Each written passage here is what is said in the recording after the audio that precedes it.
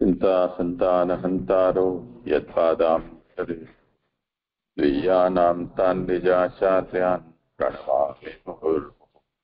यदनुग्रहतो जन्तुः सर्वदुःखातिगो भवेत् तमहं सर्वदा वन्दे श्रीमद्वल्लभनन्दनम्।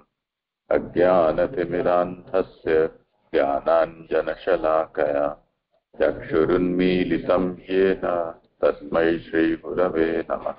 नमामि हृदये शेषे लीलाक्षीराब्धिशायिनम् लक्ष्मीसहस्रलीलाभिः सेव्यमानं कलानिधिम्।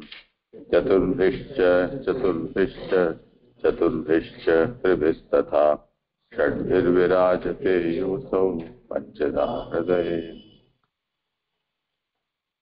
क्या नाम है तुम्हारा? आयुष। पढ़ो। तन्मना भव मद भक्तो मध्याजीमा नहीं, यहाँ से नहीं, सर्वभूतमम वहां से, इससे पहले वाला श्लोक।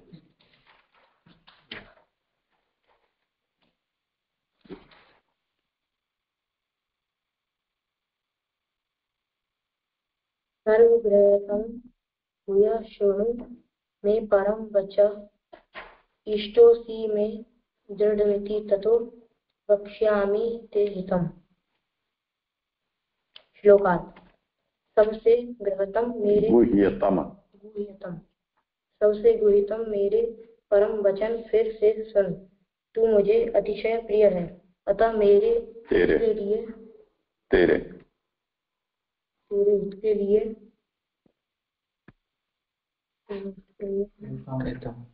कहता हूँ। विवेचन। सब शास्त्र का विचार करके शास्त्र के अर्थ को जानना अति कठिन होने से भगवान स्वयं ही निरतिशय कृपा करके अर्जुन का और उसके माध्यम से सभी लोगों का उद्धार करने की इच्छा से स्वयं ही शास्त्र का निश्चितार्थ करते हैं। तू मुझे अति प्रिय है, अतः तेरा हित करने वाले परम गुह्य वचन कहता हूँ। इस प्रकार अर्जुन को यह उत्तम उपदेश कहने का प्रयोजन कहा गया है और आगे के 65-66 श्लोक में वह हितकारी परम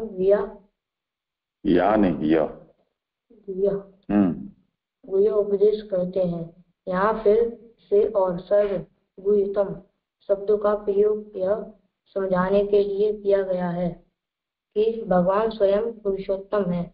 यह पूर्व में अर्जुन को बता दिए जाने से ऐसा संदेह करना उचित नहीं है कि भगवान मनुष्य अर्जुन के सारथी बने होने के कारण ही है और पुरुषोत्तम तो अन्य ही कोई अंतर्यामी निर्गुण होगा, क्योंकि भगवान ने पिछले श्लोक 61-62 से उसका ईश्वर का भजन करने का उपदेश किया है।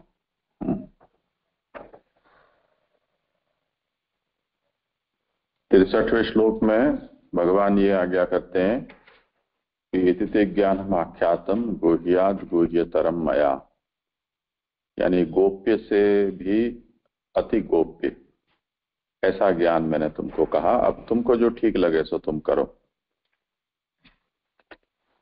अब यहाँ बीच में ऐसी क्या बात हो गई कि अर्जुन की ओर से कुछ कहा जाना चाहिए था, पर 64वें श्लोक में फिर से भगवान ही नई बात को उठा रहे हैं। बीच में अर्जुन उवाच ऐसा कुछ भी नहीं है। तो इससे हम ये अनुमान लगा सकते हैं कि भगवान के इस वचन को सुनने के बाद भी अर्जुन अपनी ओर से कोई निर्णय करने के लिए तैयार नहीं थे। ठीक है ना? आवाज मत करो। तो जैसे हम किसी को कुछ कहें पर उसके चेहरे पर कोई हाव भाव न आए, न अपने मुंह से वो कुछ बोले, थोड़ी देर तक हम बाट देखें कि अब शायद कुछ कहेगा, अब कुछ कहेगा, पर अगर स्तब्धता आ गई ऐसा हमें पता चलता है तो फिर हम ही फिर से बोलना शुरू करते हैं। तो उस तरह से अर्जुन कोई निर्णय लेने की स्थिति में यहाँ दिखलाई नहीं दिए, या ऐसा ही कोई उनके अंदर अनुभाव प्रकट नहीं हुआ कि जिससे भगवान को ये पता चले कि अब ये क्या करने जाएंगे। तो अब अर्जुन की ओर से कोई प्रतिक्रिया की अपेक्षा रखे बिना भगवान अपनी ओर से फिर से बात नहीं कहते। अब गुह्यात गुह्यतर, इतना तो भगवान कहते हैं कि मैंने कह दिया। अब सर्वगुह्यतम, उससे भी अधिक गुह्य गोप्य ऐसी बात अब मैं तुमको कहने जाता हूं, क्योंकि तू मेरे लिए इष्ट है और तू मेरा दृढ़ है, यानी मेरे में निष्ठाशील है, इसलिए तुम्हारे लिए जो हितकारी है ऐसी बात मैं तुमको कहूंगा। कहो। मन मना भव मद भक्तो, थोड़ा जोर से बोल सको तो करके कोशिश करो। हाँ। मन मना मद भक्तो मद्याजीमाम नमस्कुरु मामे वैश्यसि सत्यम ते प्रतिजाने प्रियोषि में। श्लोकार्थ। मुझ में मन रखने वाला हो, मेरा भक्त हो, मुझे नमस्कार कर तू। मुझे उसके बाद पूर्ण विराम। कर तू मुझे अति प्रिय है, अतः तुझसे सत्य प्रतिज्ञा करता हूँ कि तू मुझे ही प्राप्त होगा। विवेचन। हे पार्थ, सर्व वेदांतों से वेद्य स्वकीय भक्तों के प्रति वात्सल्य का सागर रूप तेरा सारथी बना रहूंगा मैं। बना हुआ मैं भगवान हूँ। उसी मुझ में मन रख, मेरी ही भक्ति कर, मेरा ही यजन कर, मुझे ही नमस्कार कर। ऐसा करने से तू मुझे ही प्राप्त करेगा। मूल श्लोक में मामेव में जो एव ही शब्द है उसका प्रत्येक के साथ संबंध है। एव ही शब्द श्री कृष्ण के अतिरिक्त सभी देवों के भजन का निवारण करता है। अतः मेरा ही भजन कर, अन्य किसी देव का नहीं, ऐसा अर्थ होता है। ऐसा करने से तुझे ही प्राप्त होगा, मुझे ही प्राप्त होगा। तू मुझे अत्यंत प्रिय होने से मेरा मार्ग तेरा मार्ग निर्विघ्न होगा। इसलिए ही तुझे इस सत्य मुख्य भक्ति मार्ग का उपदेश करता हूँ। इस श्लोक की व्याख्या भी भागवत के श्लोक 11-34 के संदर्भ में सुबोधनी में की गई है। तुमको चश्मा है क्या? तो आ गए हैं ऐसा लग रहा है। ऐसा है? हाँ। क्योंकि तेरा और मेरा, मेरा तेरा ऐसा होता रहता है। और ये श्री भागवत है, उसको तुम भी भागवत पढ़ रहे हो, है ना? जांच करवा लेना। ठीक है। तो देखो, अब भगवान ने 64वें श्लोक में जो आज्ञा की कि अब मैं तुम्हें गोप्यतम जो है बात वो कहूंगा, वो बात अब कहते हैं भगवान कि अब दूसरी सब झंझटें छोड़ दो तुम। शत्रु मित्र गुरु शिष्य चाचा मामा भाई, धर्म अधर्म या जीवन मरण आत्मा शरीर कर्म ज्ञान, ऐसी बहुत सी बातें यहाँ अभी तक विचारित हुई। तो भगवान कहते कि अब इन सब चीजों को छोड़ दो। तुम्हारे लिए इन सब चीजों का विचार करना तुम्हारी स्थिति को देखते हुए अब ठीक नहीं लग रहा है, क्योंकि इतना समझाने के बाद भी तुम अभी अपनी ओर से कुछ निर्णय लेने की स्थिति में नहीं आए हो। तो अब तुम सब कुछ मेरे ऊपर छोड़ो। आंख मीच के तुम मैं जो कहता हूं ऐसा करो। तो तुम मन मना भव, मेरे ही में मन रखो और सब में से मन हटा लो। मेरी ही भक्ति करो और सबकी भक्ति छोड़ दो। मेरा ही यजन करो और किसी का मत करो। मुझे ही नमस्कार करो और किसी का को नमस्कार मत करो। इससे क्या होगा कि तुम मुझको ही प्राप्त होगे, ऐसा तुम निश्चित समझो। ऐसे कहते हैं कि और सबको छोड़ देने से अगर तुम्हारे मन में ये भय होता हो तो भय छोड़ दो, क्योंकि मेरी ये सत्य प्रतिज्ञा है। कि तुम मुझे ही प्राप्त होगे। मेरे लिए ही तुम्हारा प्राकट्य है। मैं जिस कार्य के लिए प्रकट हुआ हूं उसमें सहयोगी बनने के लिए ही तुमको पैदा किया गया है। तो तुम्हारा एकमेव धर्म यही है कि तुम मेरे में निष्ठाशील हो जाओ। ये सबसे गहरी बात है जो भगवान ने अर्जुन को यहाँ पर कही है। समझे? आगे करो। सर्वधर्मान परित्यज्य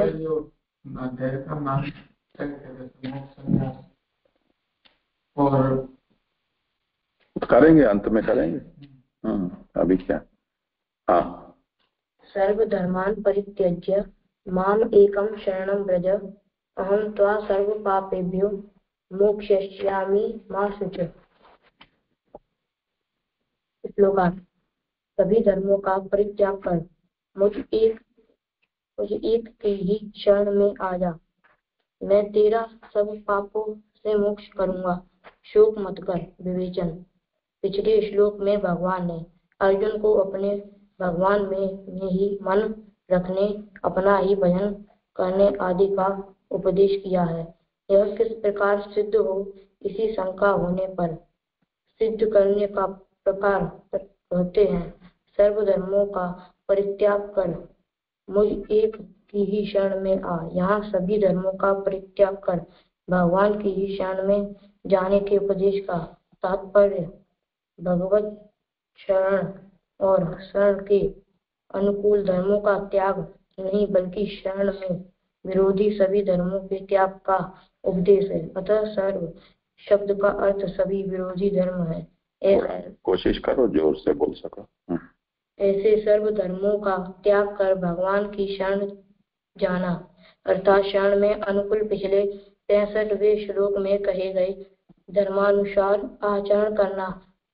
यदि ऐसा अर्थ न ले और शरण में अनुकूल धर्मों का भी सर्व शब्द में समावेश माने तो उनके शरण के अनुकूल धर्म भी त्याग का उपदेश मानना पड़ता है, जिससे इस श्लोक की पिछले 65वें श्लोक से संगति नहीं रहती। धर्मी भगवान का आश्रय होने पर धर्मों का आचरण करना उचित नहीं लगता। रुको, यहाँ सर्वधर्मान परित्यज्य ऐसा कहा ना, उसकी ये विवेचना है। सब धर्मों का त्याग करके। सर्वधर्म का त्याग का मतलब क्या हुआ? तो यहाँ समझाते हैं सर्वधर्म का मतलब आगे जो उपदेश दिया जाएगा उसमें ये कहा जाएगा कि तू मेरी शरण में आ। तो शरणागति के भी कुछ धर्म होते हैं। अब सर्वधर्म का त्याग करने पर शरणागति के धर्म का त्याग भी यदि उसमें हम मान लेंगे तब तो शरणागति हो नहीं पाएगी। तो भगवान के वचन का ये अभिप्राय है कि शरणागति से जो विरुद्ध प्रकार के धर्म हैं, उनके प्रतिकूल जो धर्म है, उनका त्याग सर्वधर्म परित्याग का मतलब समझना चाहिए। समझे ना? आगे करो। मुझ में ही मन रख। इस अध्याय 12:8 में भगवान में ही मन रखने का उपदेश किया गया है। वहाँ एव ही शब्द होने से अन्य देवों के भजन का निषेध किया गया है। अतः यहाँ भी अन्य देवों के भजन रूप सर्वधर्म का त्याग कहा है। अर्जुन मर्यादा मार्गीय अन्य देव का भजन करने वाला था। उसको पुष्टि में प्रवेश कराने के लिए अन्य देव के भजन रूप धर्म का त्याग करने का उपदेश किया गया है। ऐसा करने पर उसको पाप की संभावना है। इसलिए भगवान अपने पुष्टि पुरुषोत्तम तत्व का आविर्भाव करके कहते हैं कि मैं तेरा सर्व पापों से मोक्ष करूंगा। यहाँ मूल श्लोक में मोक्षयिष्यामि न कहकर मोक्षयिष्यामि कहकर यह समझाया गया है कि सकल धर्म की मर्यादा में जिसका चित्त लगा हुआ है, उस अर्जुन का अपने आश्रित जनों का पोषण करने वाले भगवान ने निरतिशय अनुग्रह रूप मार्ग में स्वीकार करके उसको अन्य देव के भजन से मुक्त किया है। पिछले श्लोक में तथा श्लोक में किया गया उपदेश पुरुषोत्तम है, उत्तमोत्तम है। उत्तमोत्तम है। यह श्लोक श्रीमद् भागवत गीता का सार रूप है। भगवान ने यहाँ तक अर्जुन को उपदेश किया है। यहाँ से 5 श्लोक 67 और 71 67 से ये जो बीच में रेखा है ना, उसका मतलब से होता है। 67 से 71 तक भगवान उपदेश की उत्तमता कहते हैं। फिर एक श्लोक 72 से अर्जुन को यह पूछते हैं कि उसका मोह नष्ट हुआ या नहीं, और उसका अर्जुन एक श्लोक से 73 उत्तर देते हैं। तत्पश्चात 5 श्लोक से 74 से 78 संजय उपसंहार करते हैं। वस्तुतः भगवान द्वारा अर्जुन को किए गए उत्तम उपदेश की इस श्लोक 66 से समाप्ति होती है। अतः इस श्लोक में किया गया उपदेश भगवत गीता का सार रूप है। इस श्लोक की जरूरत मोचयिष्यामि न कहकर मोक्षयिष्यामि, इसमें जोर से बोलो, यहाँ आवाज नहीं आती है। इधर जो दूसरे पैराग्राफ में विवेचन के अंदर अंतिम से चौथी 5वीं पंक्ति पे यहाँ मूल श्लोक में मोचयिष्यामि न कहकर मोक्षयिष्यामि कहकर यह समझाया गया है। इसमें ये समझ में नहीं आ रहा है, मतलब यहाँ पे मतलब पुरुषोत्तम जी मूल में उसका अर्थ बता रहे हैं, हमें ऐसा लग रहा है मोक्षयिष्यामि तो मोचयिष्यामि ना कहकर ऐसा कुछ क्या समझना है कि ये दोनों विवेचन अलग मानने और अर्थ कुछ अलग विचार के उन्होंने किया। ऐसा है कि कुछ अपाणनीय प्रयोग यहाँ पर भगवान ने किए हैं।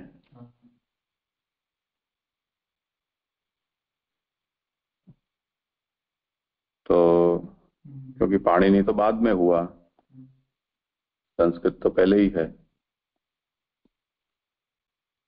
तो कुछ बातें ऐसी होती हैं कि जो व्याकरण के बाद में जो व्याकरण निश्चित हुआ, सब स्वरूप उसके प्रयोग है वो स्थिर हुए,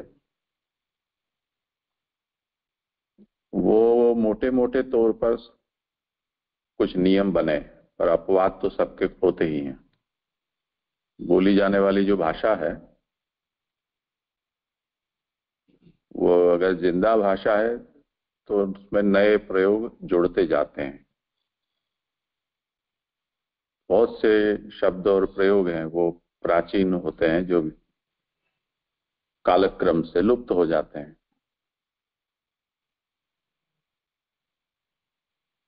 पर उसमें शुद्धि अशुद्धि का विचार नहीं होता है।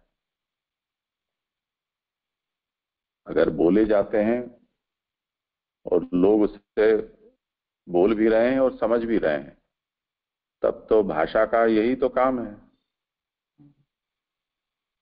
कि शब्द से जो वक्ता है उसके मनोभाव को दूसरा समझे, उस तरह से उसको कहना, उसको व्यक्त करना। तो अशुद्ध बोलकर भी अगर कोई समझ रहा है तो वो हो सकता है कि बहुजन समाज के लिए वो भाषा अशुद्ध हो, पर उन दोनों के बीच में अगर पूरी समझ है तो कोई समस्या नहीं है। तो इस तरह से हो सकता है उसका भगवान ने जो अप्रचलित प्रयोग किए हैं तो उसका प्रचलित अर्थ क्या है वो वहां पर समझा दिया गया, क्योंकि जो मुंच धातु है उससे अगर हम इसकी सिद्धि करें रूप की तो 87 ल्यूटो से भविष्य काल का प्रयोग उसका हम सिद्ध करें तो उसमें ये ककार या मूर्धन्य शकार का आगम होता है कि नहीं होता है, आदेश होता है कि नहीं, वो देखना चाहिए। देख लेना तुम लोगों, और वो सिद्ध होता है कि नहीं रूप। समझे ना? ठीक है, वो जो भी हो सो, पर यहाँ ये विवेचनकारी ये कहते हैं कि यहाँ पर भगवान ने जो अपनी ओर से उपदेश देना था वो दे चुके, तो गीता का एक तरह से देखा जाए तो यहाँ पर विराम होती है। और इसके बाद जो बातें हैं वो इस उपदेश के बारे में, उसकी महत्ता को बताने के लिए, उसके अधिकार को बताने के लिए कही जा रही है, ऐसा इनका कहना है। तो ये बड़ा प्रसिद्ध श्लोक है भगवान का। जैसे संभवामि युगे युगे है, ये सब लोग जानते हैं, उस तरह से मामेकम शरणम व्रज, ये भी बहुत प्रसिद्ध है, भगवान की उक्ति है। अब आगे ये जो पूरा उपदेश भगवान ने जो अर्जुन को सुनाया, वो किसे उसको कहना चाहिए, किसको नहीं कहना चाहिए, वो आप कहते हैं, पढ़ो। इदं ते नात्स्काय न भक्ताय कदाचन न चाशुश्रूषवे वाच्यं न च मां योऽभ्यसूयति। श्लोकार्थ। गीता का यह उपदेश तुझे कभी भी तप न करने वाले को, भक्ति रहित को, सुनने की इच्छा न रखने वाले को तथा मुझसे द्वेष करने वाले को नहीं करना चाहिए। विवेचन। इस प्रकार गीता का संपूर्ण शास्त्रार्थ कहकर अब संप्रदाय की प्रवृत्ति के लिए नियमन करते हैं। यहाँ यह बताया गया है कि शास्त्र के इस अर्थ का कौन कौन अधिकारी है, मतलब अधिकारी नहीं है। तप नहीं करने वाले अर्थात अपने आचरण से हीन, मेरी भक्ति से रहित, इस शास्त्रार्थ को सुनने की इच्छा न रखने वाले और मुझ पुरुषोत्तम पर दोषारोपण कर मुझसे असूया करने वाले को तुझे यह शास्त्रार्थ कदापि नहीं कहना चाहिए। सब बात सबको नहीं कहनी होती है, उत्तम हो तब भी। जो उसका अधिकारी है, उसके लायक है, उसी को वो बात कहनी चाहिए। तो भगवान की इस विषय में कैसी रुचि और अरुचि है वो भगवान यहाँ प्रकट करते हैं। तो 67वें में आपने अपनी अरुचि बताई कि किन लोगों को इसका उपदेश हो वो भगवान को रुचिकर नहीं है। और उसके बाद 68 में अब कौन इसको सुनने के लिए लायक है, योग्य है, ये आप कहेंगे, पढ़ो। या इमं परमं गुह्यम मद्भक्ते स्वविदास्यति भक्तिं मयि परां कृत्वा मामे वैष्यत्य संशयः। श्लोकार्थ। जो इस परम गुह्य शास्त्र के अर्थ में को मेरे भक्तों को कहेगा, वह मुझ में परा भक्ति प्राप्त कर मुझको ही नहीं संशय प्राप्त करेगा। विवेचन। मात्र मेरे भक्त ही इस प्रकार के दोष रहित हैं, अतः मेरे भक्तों को ही यह शास्त्रार्थ कहना उचित है। उनको यह शास्त्रार्थ कहने वाले को क्या फल प्राप्त है वह यहाँ बताया गया है। तो यहाँ भगवान किसे योग्य मानते हैं इसका निरूपण हुआ। यह इदम परमम गुह्यम, ये जो मैंने परम गुह्य बात कही है, वो जो मेरे भक्त को कहेगा उसे भी भगवान की भक्ति प्राप्त होगी और वो भगवान को प्राप्त होगा। ये उसका फल बताया है वक्ता का, और उसी की प्रशंसा आप आगे भी कर रहे हैं, पढ़ो। न च तस्मान् मनुष्येषु कश्चिन में प्रियकृततमं भविता न च मे तस्मात् अन्य प्रियतरो भुवि। श्लोकार्थ। भूतल पर मनुष्यों में कोई भी उससे अधिक मेरा विशेष प्रिय करने वाला नहीं है और उससे अन्य कोई और मुझे विशेष प्रिय नहीं होगा। यानी जो इस तरह से भगवान के उपदेश को जो कहेगा उसकी प्रशंसा करते हुए कहते हैं कि उससे अधिक और मेरा प्रिय करने वाला कोई नहीं है और उससे अधिक प्रिय मेरा कोई नहीं है। तो भगवान के इस संवाद को हमें, अगर हम कहते हैं किसी को, तब भी भगवान की प्रियता प्राप्त होती है। ये इसकी महिमा है। पढ़ो आगे। अब इसको पढ़ने दो। क्या नाम है तुम्हारा? दिव्यांश। अध्येषते च य इमं धर्म्यं संवादमावयो ज्ञानयज्ञेन तेनाहम् इष्टस्यामम् इति मे मतिः। श्याम इति मे मतिः। श्लोकार्थ। जो मनुष्य हमारे इस धर्म संवाद का अध्ययन करेगा उसके द्वारा मैं ज्ञान यज्ञ से पूजित होऊंगा, ऐसी मेरी मति है। विवेचन। अर्थ जाने बिना मात्र पाठ करने से क्या फल होता है, यहाँ यही स्पष्ट किया है। देखो, हम लोग भी यहाँ बैठकर भगवान के इस धर्म संवाद का अध्ययन कर रहे हैं, तो ये भी एक तरह से भगवान की पूजा है, ऐसा भगवान मानते हैं। और इसको हम इस तरह से समझ सकते हैं कि जैसे छोटे बच्चे को, जिसको भी बोलना नहीं आता है, उसको हम कहें कि तू ऐसा बोल, माँ, दादा, जी, दीदी, कुछ भी हम कहें उसको बोलने के लिए, और वो अपनी तोतली जुबान से अशुद्ध ही सही कुछ भी बोलता है, तो हम खुश होते हैं उसकी बात, आवाज को सुनकर। इसी तरह भगवान ने अर्जुन को ये बात कही थी, पर भगवान और अर्जुन के संवाद को अगर हम बोल रहे हैं, पढ़ रहे हैं, समझने की प्रयास कर रहे हैं, तो भगवान इतने खुश हैं इससे कि वो ऐसा समझते हैं कि ये मेरा पूजन कर रहे हैं। श्रद्धावान अनसूयश्च शृणुयादपि यो नरः सोऽविमुक्तः शुभान् लोकान् प्राप्नुयात् पुण्यकर्मणाम्। श्लोकार्थ। श्रद्धावान और असूया रहित जो मनुष्य इस संवाद का मात्र श्रवण करेगा वह भी मुक्त होकर पूर्ण कर्म करने वालों के शुभ लोक को प्राप्त होगा।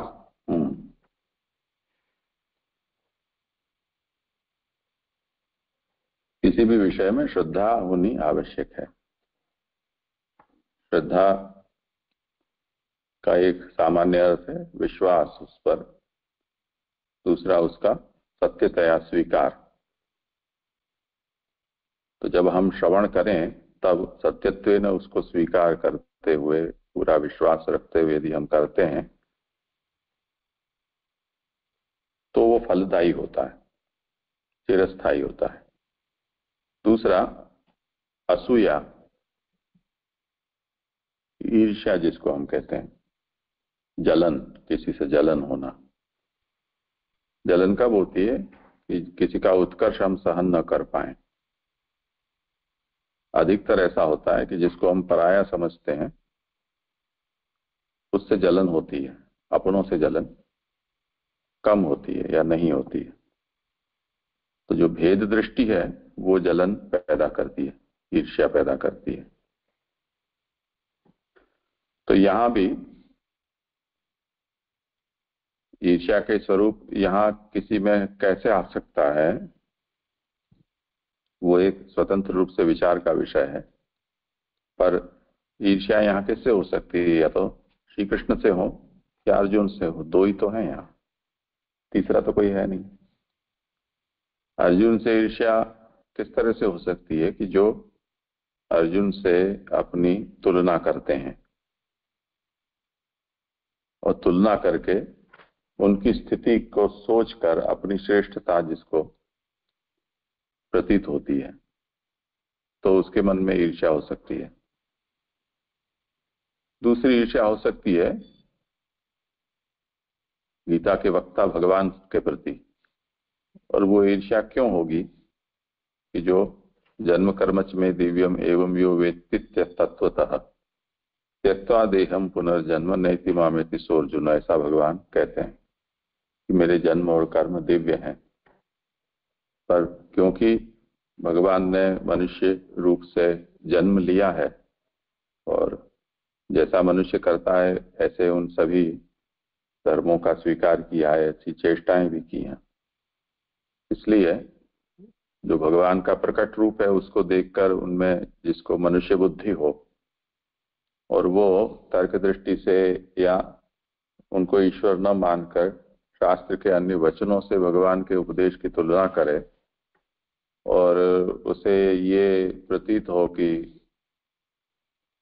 अगर अर्जुन ये प्रश्न करते हैं तो इसका समाधान ये होना चाहिए शास्त्र सम्मत रीति से, ऐसे करके और भगवान के उपदेश में विवेक सोचे तो वो एक तरह से भगवान के प्रति हुई ईर्ष्या माना जाना चाहिए। तो इस तरह से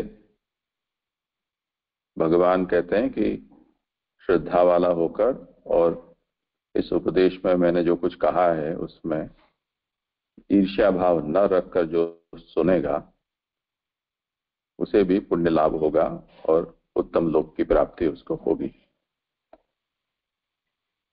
कच्चिद एतत् श्रुतं पार्थ त्वयैकाग्रेण चेतसा कच्चिद अज्ञान सम्मोह प्रणष्टस्ते धनंजय।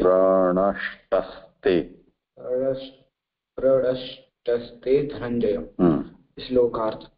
हे पार्थ, तुमने एकाग्र चित्त से इस संवाद का श्रवण किया क्या? हे धनंजय, अज्ञान से उत्पन्न हुआ तुम्हारा मोह नष्ट हुआ क्या? विवेचन। पिछले श्लोक में कहा गया है कि जो इस संवाद का श्रवण करता है वह संसार से मुक्त होकर शुभ लोक को प्राप्त करता है। अर्जुन ने साक्षात भगवान से इस संवाद का श्रवण किया, तब भी उसको उक्त फल प्राप्त नहीं हुआ, क्योंकि वह पुनः युद्ध करने के लिए प्रवृत्त हुआ। इस प्रकार की शंका को दूर करने के लिए भगवान अर्जुन को यह प्रश्न करते हैं।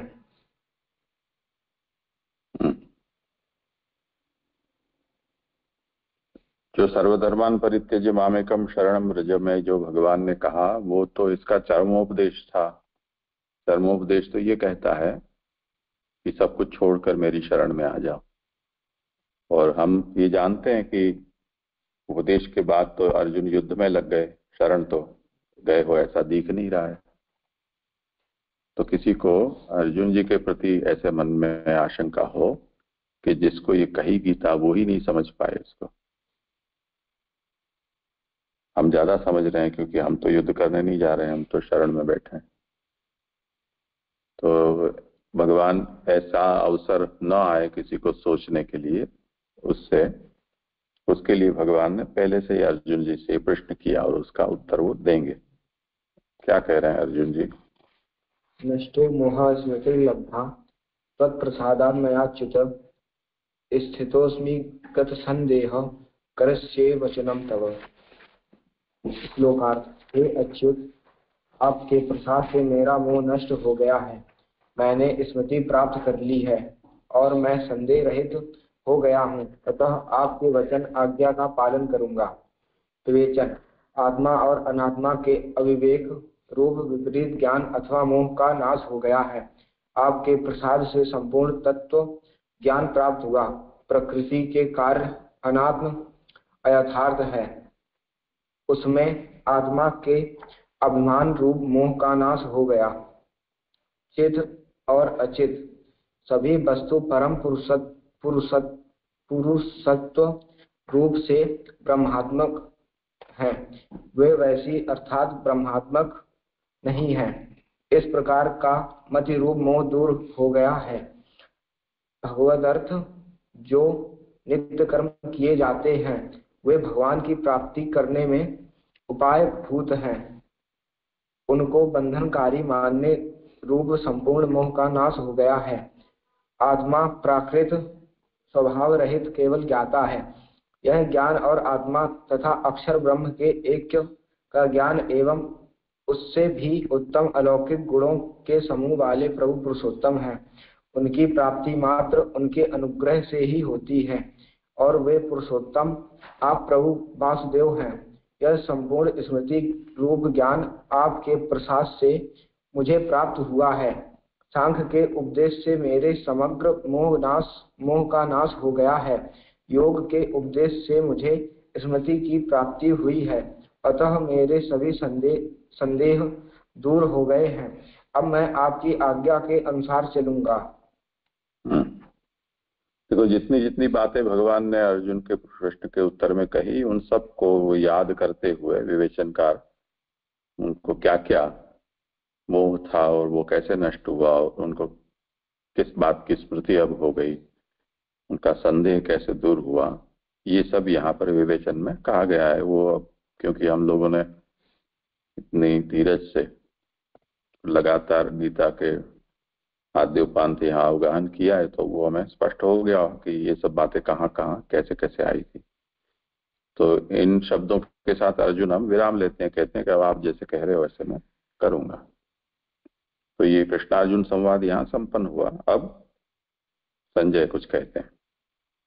इत्यहं वासुदेवस्य पार्थस्य च महात्मनः संवादम् इमम् अश्रौषम् अद्भुतम रोमहर्षणम्। श्लोकार्थ। इस प्रकार वासुदेव और महात्मा पार्थ का यह अद्भुत रोमहर्षक संवाद मैंने सुना। पढ़ लो आगे। व्यास प्रसादात्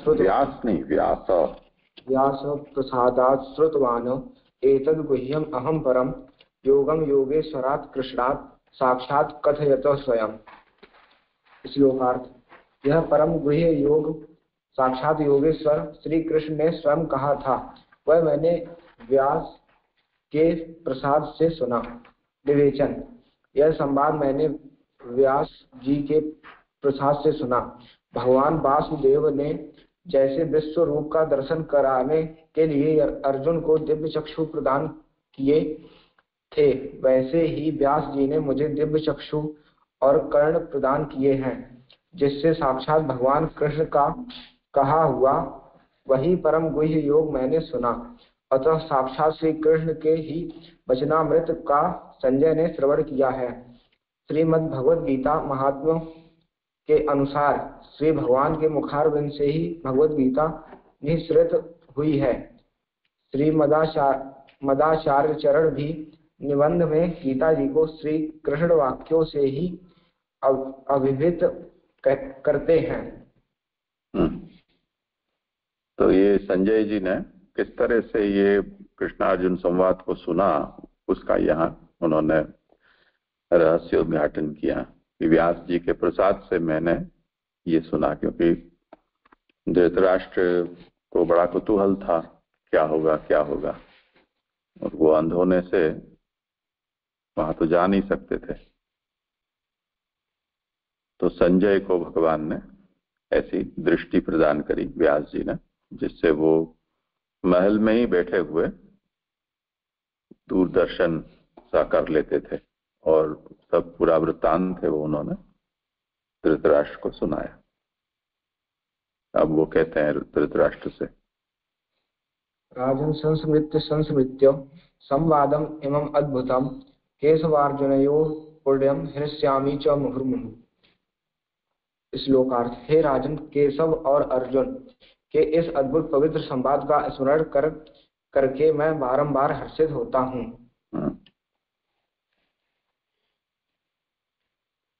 पढ़ लो आगे भी। सच्च संस्मृत्य रूपम अत्युद्भुतम हरे विस्मयो में महान राजन हृष्यामि च पुनः पुनः। श्लोकार्थ। हे राजन, श्री हरि के उस अतिशय अद्भुत रूप का स्मरण करके मुझे बड़ा भारी विस्मय हो रहा है और पुनः पुनः हर्ष हो रहा है। विवेचन। सब धर्मों के आश्रय विभु निरूपम महिमा वाले सर्व दुख हरता दुष्ट संहारक हरि पुरुषोत्तम श्री कृष्ण के परम अद्भुत अक्षर अनेक धर्मों के आश्रय रूप काल और माया से भी अगम्य निरूपम महिमा वाले पूर्ण वर्णित विश्व रूप का स्मरण करके मैं अत्यंत विस्मित और हर्षित हूँ। यहाँ यह सूचित किया गया है कि दैवी जीवों को ही ऐसा हर्ष होता है, अन्य को नहीं। ये ऐसी अद्भुत संवाद संजय जी ने सुना है कि उनका हर्ष समा नहीं रहा है, उनके भीतर रोमांच हो रहा है। तो वही बात वो इन शब्दों में कह रहे हैं। अब समापन का श्लोक है, पढ़ लो। यत्र योगेश्वरः कृष्णो यत्र पार्थो धनुर्धरः तत्र श्रीर्विजयो भूति ध्रुवा नीतिर्मतिर्मम। श्लोकार्थ। जहाँ योगेश्वर कृष्ण हैं और जहाँ धनुर्धर पार्थ हैं, वहाँ श्री विजय भूति वैभव और अचल नीति है, ऐसी मेरी मति है। विवेचन। युद्ध में कौन जीतेगा इस संबंध में मुझे कोई संशय नहीं है। जहाँ श्री कृष्ण और धनुर्धर पार्थ हैं, वहाँ ही विजय होनी है। इति श्रीमद्भगवद्गीतासु उपनिषत्सु ब्रह्म विद्यायां योगशास्त्रे कृष्णार्जुन संवादे मोक्ष संन्यास योगो नाम अष्टादशोऽध्यायः। ये बहुत बड़ी उपलब्धि है, हम सब लोगों ने मिल बैठकर पूरे गीता का अक्षरशः पठन किया, अर्थ का विचार किया, विवेचन भी देखा। और सौभाग्य से गीता जयंती बहुत निकट में ही है और उस पर हम फिर से मिलजुल कर और गीता का अच्छा विचार करेंगे। तुम लोगों ने जो पढ़ा समझा उसको तुम लोग तैयार करके और संवाद के रूप में प्रस्तुत करोगे। तो कल का दिन बीच में हमारे खाली है, तुम लोग तैयारी करना और परसों 4 बजे से बैठेंगे, पारायण यहाँ करेंगे। पहले घंटा सवा घंटा में पारायण हो जाएगा, उसके बाद प्रस्तुति करेंगे। ठीक है ना? तो अभी यहाँ पर विराम रखते हैं।